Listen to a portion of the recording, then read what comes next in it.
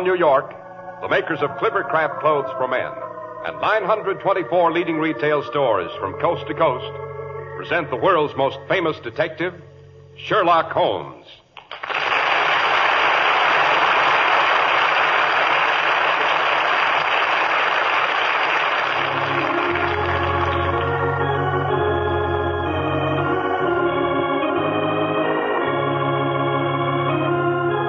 Our stories are based upon the character of Sherlock Holmes, created by Sir Arthur Conan Doyle. Sherlock Holmes is portrayed by John Stanley, Dr. Watson by Alfred Shirley, and the dramatizations are by Edith Meiser.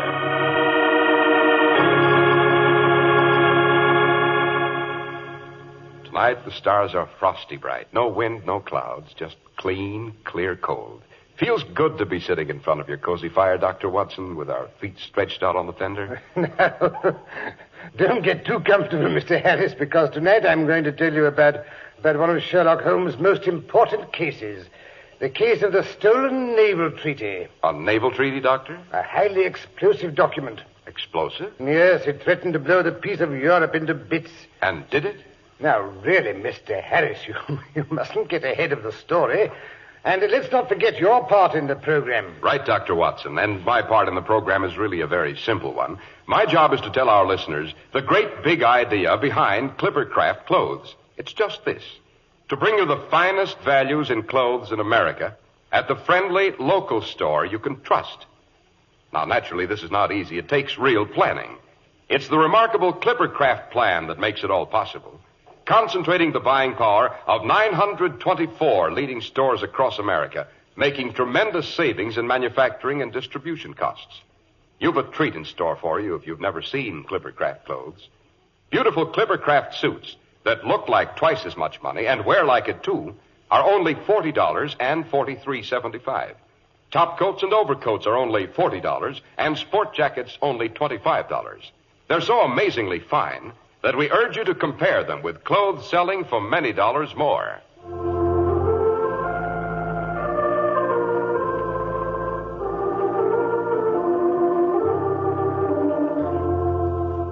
And now, Dr. Watson, how about that stolen naval treaty? Yes, let's see. One July morning, it was the July which immediately succeeded my marriage, I received a communication from an old school friend, Percy Phelps. Percy's mother's brother was Lord Holhurst, the great conservative politician. This rather gaudy relationship was of little value to him when we were at school, I can assure you.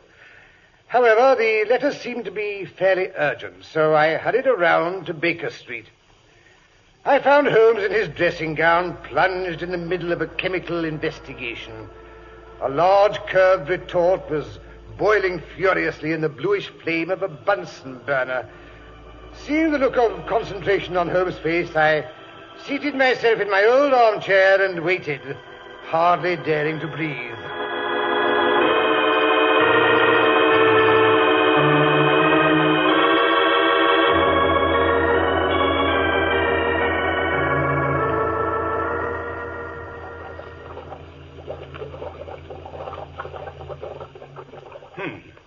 Most enlightening. Most enlightening. Yes, you come at a crisis, Watson. If this slip of paper remains blue when it touches the solution, all will be well.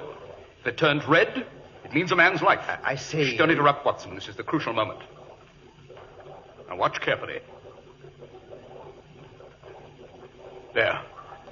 But I say, it has burned red, a nasty blood red. Blood red is quite correct, Watson. A very commonplace murder. Well, that's the end of that little experiment. Hi-ho, fill up your pipe, then hand me the Persian slipper. All right. There you are. So you've come on business, Watson.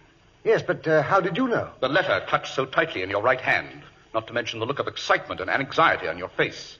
You are the stormy petrel of crime, eh, Watson?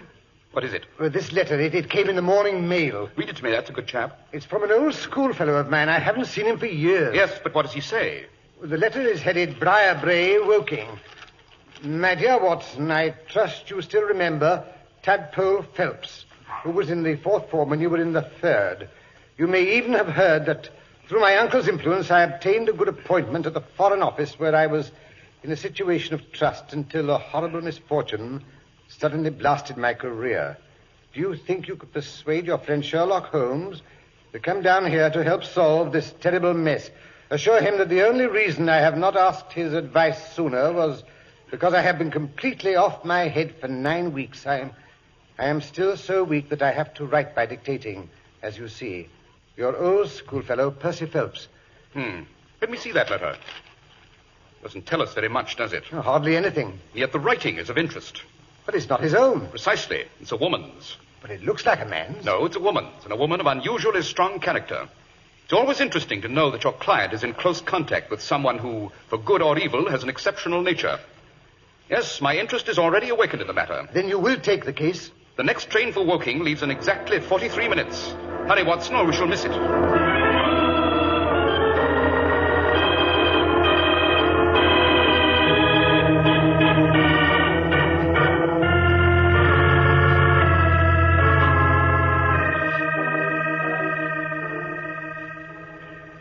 If you'll step in here, gentlemen, I'll find out if Mr. Phelps can see you. Dear, dear. The old place hasn't changed since the days when I used to visit here on my vacations. Makes me feel quite young again. Ah, Sherlock Holmes, I perceive. And Dr. Watson, too, I presume. So glad you could come. Percy's been inquiring for you all morning. Poor chap. He clings to any straw. My dear man, I may look as thin as a straw, but I promise you I have more weight, mentally. I perceive you yourself are not a member of the family. Oh, dear me. How did you know? The monogram on the pocket of your blazer, J.H. Oh, of course, of course. For a moment, I thought you had done something clever. My name is Harrison, Joseph Harrison. Percy is engaged to marry my sister Annie. So I shall soon be a relation, by marriage at any rate. My sister is with him now. She's nursed him hand and foot during these trying 2 months. Soothing his fevered brow, eh, lucky fellow? Yes. You'll find them in his room. My room, rather. At least it used to be my room, until he came home after the catastrophe and collapsed. They couldn't carry him upstairs. He was in such a state, so they took him into my room. Well, we'd better go in at once. I know how impatient he is to see you. Yes, this conversation is delightful, but after all, we did come to see Mr. Phelps. Oh, yes. Quite so. Come this way. It's in this wing, next to the dining room, you see. This is the door. I'll leave you here. You can come in if you like. Oh, no, thank you, no. Invalids are always depressing, and with this misfortune hanging over his head... Oh, poor fellow. Very well. Come in. Oh, you've come at last. At least, I presume this is Sherlock Holmes. Quite. And how is your patient? Oh, he's much better, thank you. Watson, my dear fellow. Well, Terry Badger, Hello. I'm glad to see you. I hardly knew you under that moustache. Delighted to see you both. Oh, this is my fiancée, Miss Harrison. Please, sit down. Shall I leave, Percy? Oh, no, don't go, Annie. If you don't mind, Mr. Holmes. Not at all. I feel much steadier when she's here. Quite. And now, Mr. Phelps. Well, you see, Mr. Holmes, it's like this. I was a happy and successful man, on the eve of being married, and then this dreadful misfortune wrecked my life. I'm a broken man, my honor gone, I'm ruined, I tell you. Percy, please, you'll make yourself ill again. I'm sorry, Annie. Perhaps you'd better just tell us the facts as quietly as you can. Yes, of course, Mr. Holmes. I was, as Watson may have told you, in the Foreign Office, in a responsible position. My uncle, Lord Holdhurst, is the Foreign Minister, you know. Well, nearly 8 years ago, weeks rather, the 23rd of May to be exact, he called me into his private room and informed me that he had a commission of trust for me to execute.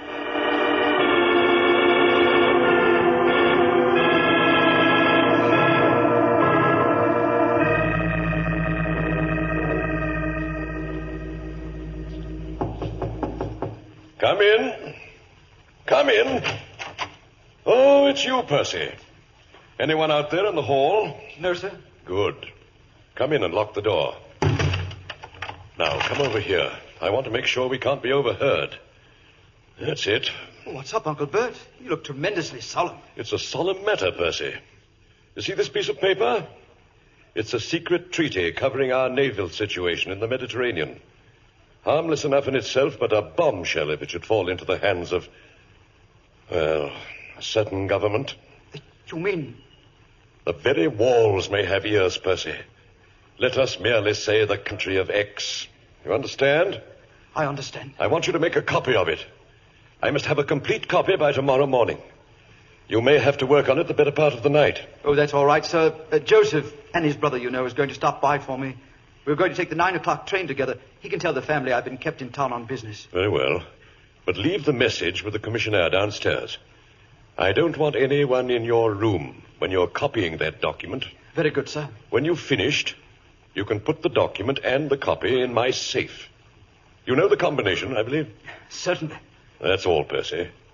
But don't forget, you hold the peace of Europe in your hands. I won't forget.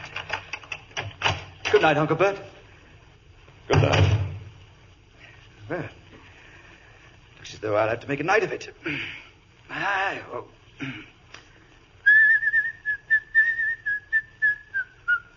What? Hello, Goro. You still here? Yes, sir. I had some details to clear up, so I thought you'd want me to stay. Oh, that's all right, Goro. You can finish tomorrow. Yes, sir. Are you sure you won't need me? No, thanks. Doesn't look as though I have a chance to go out for dinner. At least I can ring for coffee. Oh, confound it, that bell pull is twisted again. There we are. The rain's coming down harder than ever. Nice, jolly little evening this is. You're sure there's nothing I can do, Mr. Phelps? Good Lord, no, Goro. Run along. Good night, sir. Good night, Goro.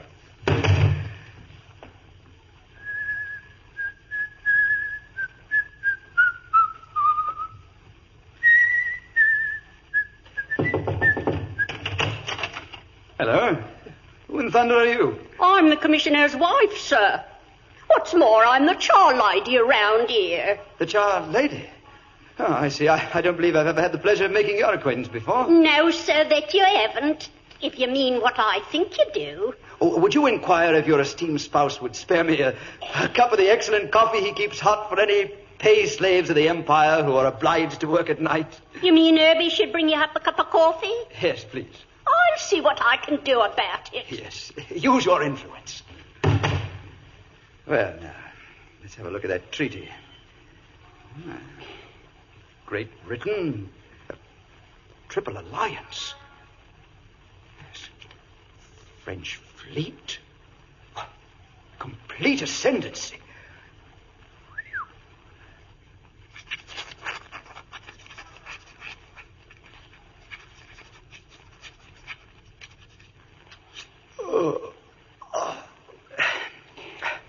It's no use. I'm too drowsy. I think I better have a cup of coffee. Herbert! I say, Herbert, coffee! Oh, confound the fellow. Do I have to go all the way downstairs? Herbert!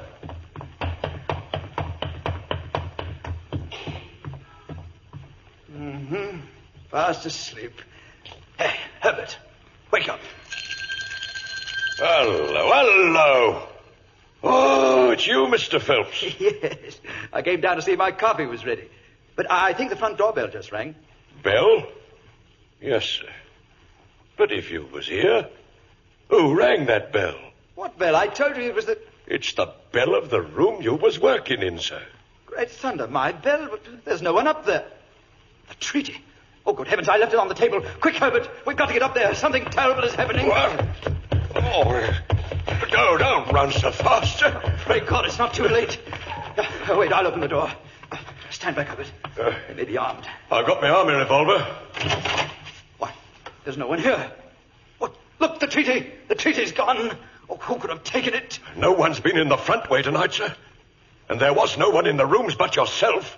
My wife says so. Then he must have come up the stairs from the side door and slipped out that way, too. Get after him, Herbert, quickly. It may not be too late. Hurry, man, hurry. Don't you go out, sir. You'll be soaked to the skin.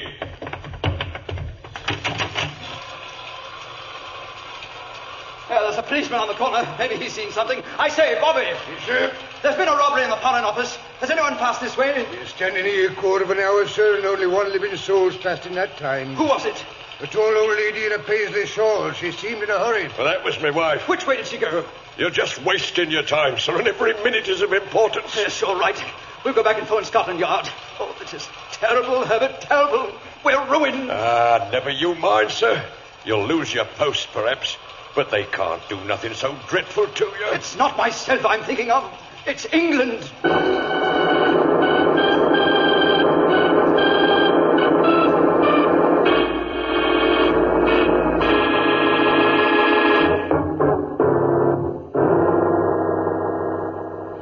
Well, officers from Scotland Yard were waiting for the charwoman when she got home. And what did they find? Nothing, absolutely nothing. And Gorrow, did they trace him? Yes, Mr. Holmes, but again nothing was found.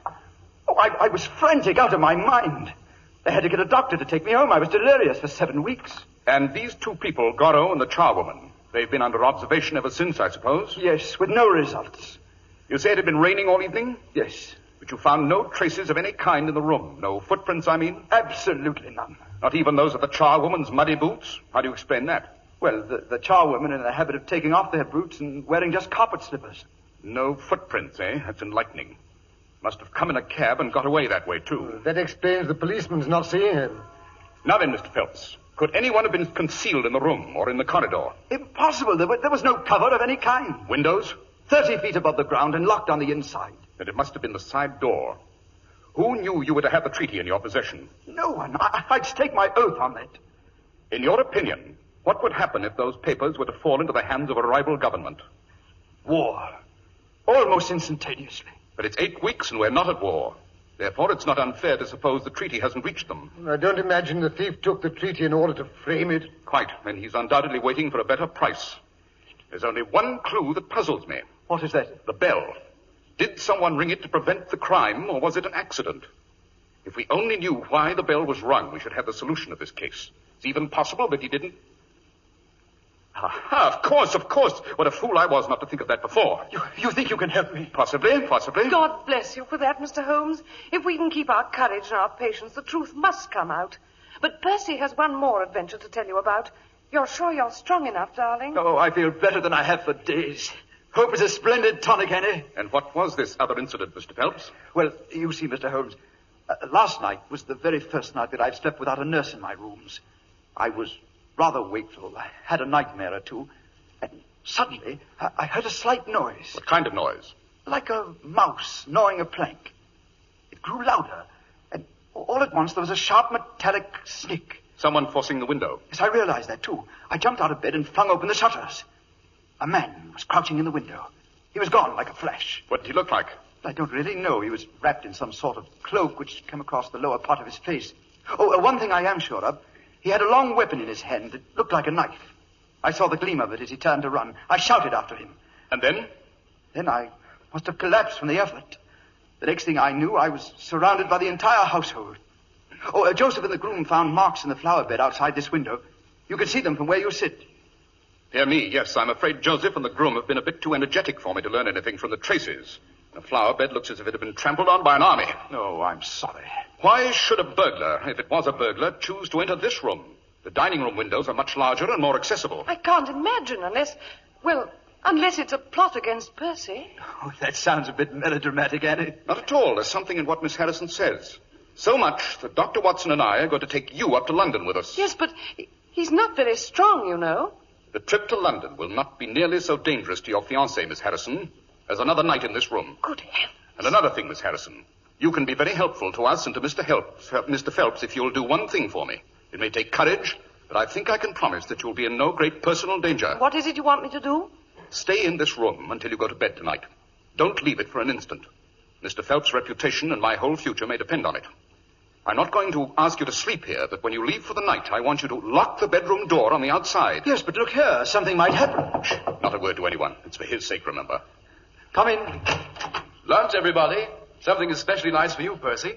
Come along, Annie. Oh, Joseph, if you'll excuse me, I have a slight headache. I think I'll eat in here by myself. There's a breeze, and I want to be alone.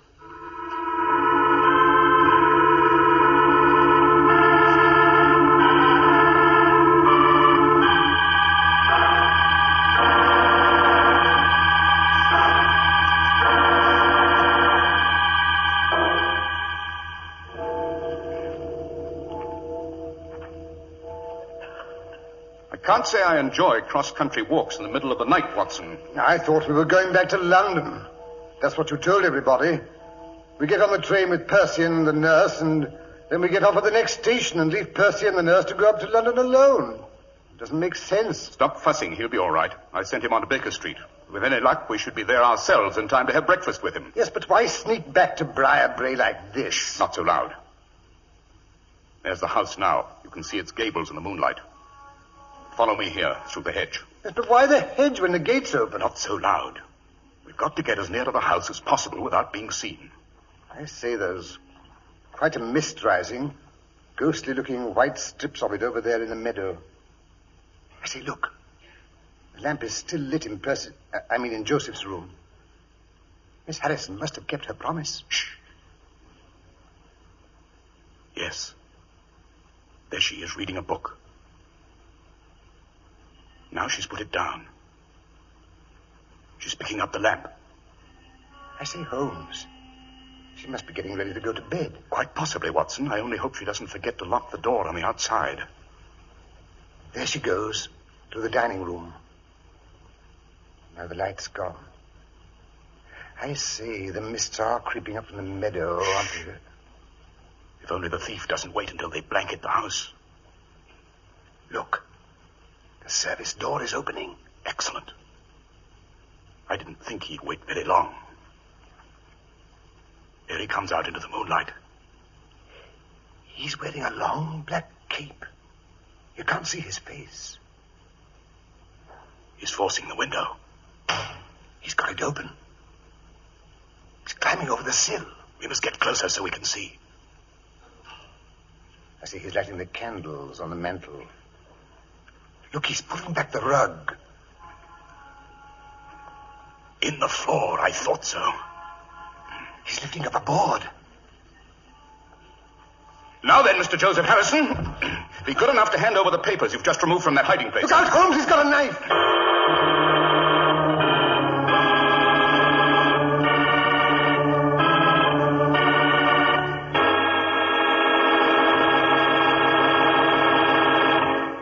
You really have to see Clippercraft clothes to know their excellence.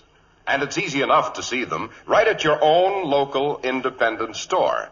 You have to see them because such superlatively fine quality, sold at such low prices, amazes even the experts. Suits are only $40 and $43.75. Top coats and overcoats are only $40, and sport jackets only $25. The fit is beautiful, the woolens are long-wearing, the tailoring is really superb.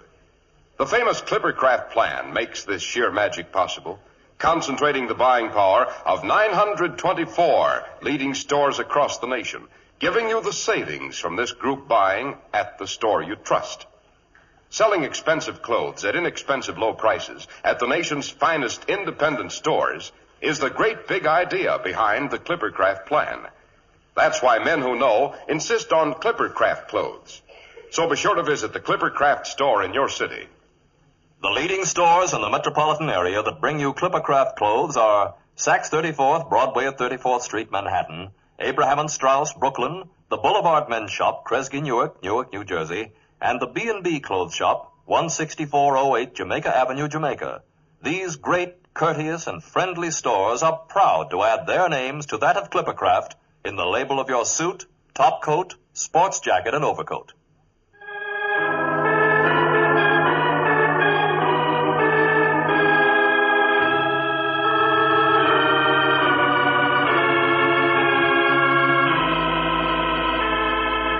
Let's return to 221B Baker Street, where Percy Phelps is anxiously awaiting the arrival of Sherlock Holmes.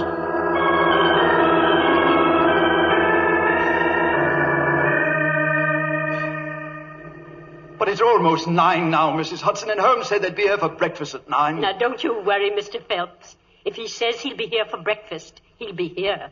It's when he don't say, that's when you don't know whether it'll be breakfast or supper he'll be wanting next. What did I tell you? Here they are now, driving up in a handsome cab. There's the front door, and it's 9 to the second. Good morning, Mrs. Hudson. Good morning, sir. Breakfast is on the table, piping hot. But I say, Holmes, you've been wounded. Your hand's all tied up. Just a scratch. Breakfast. 3 covered dishes. Splendid. And plenty of steaming coffee. Excellent. Did you... I mean...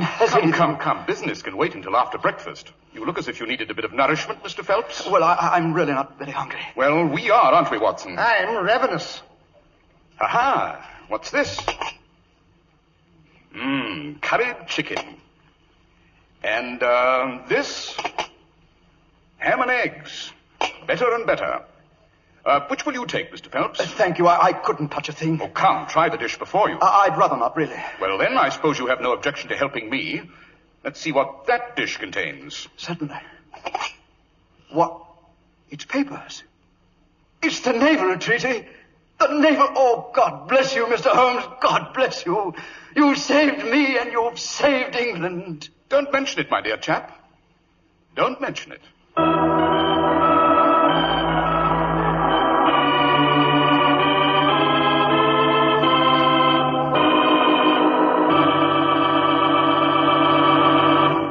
But when did Holmes first begin to suspect this Harrison fellow, Dr. Watson? When he heard that Percy was expecting him to stop by for him, Mr. Harris, I'm afraid Joseph's character was blacker than one would judge from his appearance.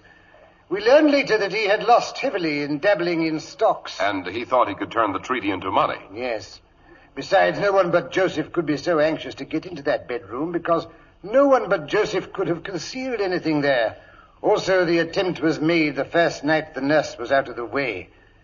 Therefore, the intruder was well acquainted with the house. But the bell, Dr. Watson, why was that so significant? Well, Mr. Harris, it showed that the thief had not come there to Percy's office to steal the papers. He came for another reason, by appointment, as we know. He rang the bell and then happened to see the papers. Dr. Watson, was he convicted? No, the case was never brought to court. It would have been too ticklish a position for the Foreign Office. He was advised, however, to get out of the country and stay out. And did Percy marry the sister doctor? He did. And to this day, I don't believe she knows why her brother never returns to England. My, that was an exciting case, Dr. Watson. And now, what story are we to have next week? Well, let me see. Next week, I think I'll tell about the Cornish horror, or the cradle that rocked itself. The cradle that rocked itself? Yes, Mr. Harris, the rocking cradle was supposed to indicate that someone in the Trevining household was about to die. As a matter of fact, there were 2 deaths, and another that Holmes... Well, suppose I leave that till next week, eh?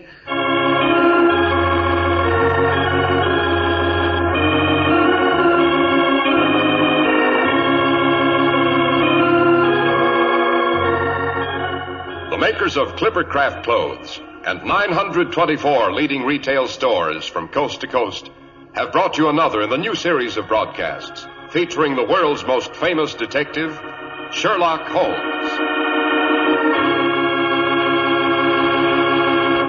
Sherlock Holmes is produced and directed by Basil Lochran, with special music by Albert Berman.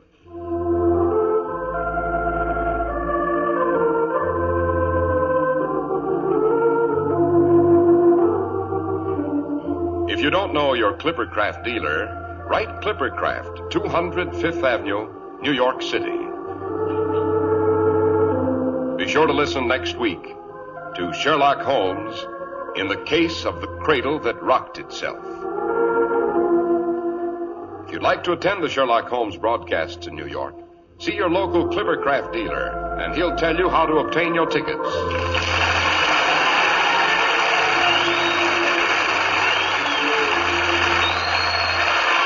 Speaking for Clippercraft Clothes. This is the world's largest network, serving more than 450 radio stations.